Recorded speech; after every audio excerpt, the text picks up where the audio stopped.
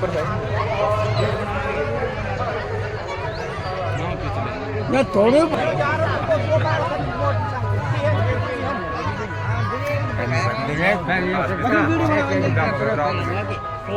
इस गांव का जनप्रतिनिधि उप सरपंच के पद पर मैं अपने घर से महाराज जी के मंदिर के लिए आ रहा था।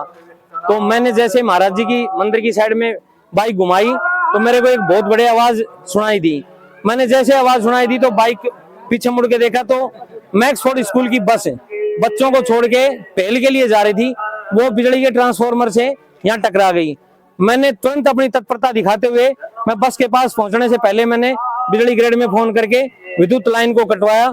वहां सुरेंद्र कर्मचारी मेरी बात हुई, उसने कहा भैया ट्रिपिंग आया है। मैंने उसको बताया ऐसे ऐसे मैक्सफोर्ड स्कूल की बस का एक हादसा हो गया, आप लाइन को चालू मत करना।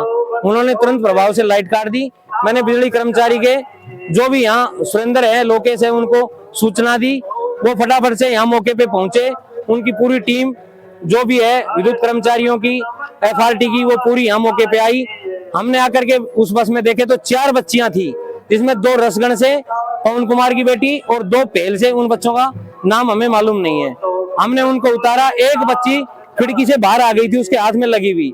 उनको हमने यहाँ चुप करके, वो रोने बिलखने लग गई, हमने घर पहुंचाया। उनकी मम्मी आ गई थी। गाँव वालों की मदद लेकर के हमने उन बच्चों को घर पे पहुंचाया। घर पहुंचाने के बाद में हमने ड्राइवर से पूछा, यार भाई तूने ये हादसा कैसे कर दिया? तो ड्राइवर ने बताया, सर मेरी बस में 3 दिन से वो तकनीकी खराबी आई हुई है। वो बता रहा है कि मेरी बस में ब्रेक ही नहीं थे। मैंने खुद ने उसको कहा, जब बस में ब्रेक नहीं थे तो तूने बच्चों को वहां से स्कूल से लेके आने से पहले प्रशासन को अवगत करवाया? उसने बताया बिल्कुल, मैं 3 दिन से प्रशासन को कह रहा हूँ। वो बोले कल करवाएंगे, कल करवाएंगे। एक बच्ची की मदर ने बताया, सर ये सुबह क्रूजर गाड़ी लेके आया था। मैंने ड्राइवर से पूछा, भैया तू सुबह क्रूजर लेके आया? बोले हाँ सर मैं सुबह क्रूजर लेके आया था। तो अब ये खराब थी तो क्यों लेके आया? बोले उन्होंने कहा कल सही करवा देंगे, अब उसमें बच्चे नहीं आएंगे, यही गाड़ी लेके जाओ। फिर हमने उसको कहा तू एक साइड में हो जा। हमने स्कूल प्रशासन को फोन किया। स्कूल प्रशासन से 2 आदमी आए। उन्होंने बच्चों का हालचाल नहीं पूछ के अपने ड्राइवर का बचाव पक्ष रखा कि जनता कभी ड्राइवर को ये नहीं कर दे। बाकी किसी भी नागरिक ने उस ड्राइवर को तू तक नहीं कहा। हमने उसको सेफ्टी से यहाँ बैठा के रखा। उसके बाद में हमने जब स्कूल प्रशासन पे थोड़ा सा दबाव बनाया कि भाई बच्चों को तो आप पूछ सकते हो, तो वो 2 आदमी वहां पूछने के लिए गए। उसके बाद में ये पूछने के बाद भी स्कूल प्रशासन से जो आए वो अपने ड्राइवर का बचाव पक्ष रख रहे कि हमारी गाड़ी में ऐसी कोई तकनीकी खराबी नहीं थी। बाकी ड्राइवर ने 3 बार अपने बयान बदले और हमारे सामने उसने यही कहा कि मेरी बस में ब्रेक नहीं थे। उसके बाद उन्होंने अपने स्कूल ग्रुप के स्टेटस पे एक स्टेटस भी लगाया गया उनके एडमिनिस्ट्रेटर द्वारा कि भाई मैक्सफोर्ड स्कूल की बस के साथ एक हादसा हो गया, अभिभावक गण पैनिक में न ले, उसमें बच्चे नहीं थे, ये झूठ बोला गया। दूसरी बात ये झूठ कही गई कि स्कूल के बस के सामने गौ माता आ गई। यहाँ न कोई गौ माता आई, न कोई बाइक आई। यहाँ हम 50 आदमी मौजूद थे, कुछ नहीं आया। गौ माता को भी यहाँ उन लोगों ने बदनाम कर दिया।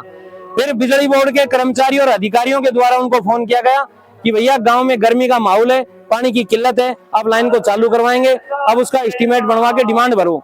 तो दिनेश कुमार जी हैं कोई इनके जो ओनर है मैक्सफोर्ड स्कूल के, उन्होंने कहा सर 2-4 हजार रुपए की कोई बात हो तो मेरे से बात कर लीजिए, नहीं मेरी तो 20 गाड़ियां चलती है, मैं किन किन को क्लेम दूंगा, ऐसे हादसे तो रोज होते रहते हैं। बस मैं यही कहना चाहूंगा पत्रकार बंधुओं को।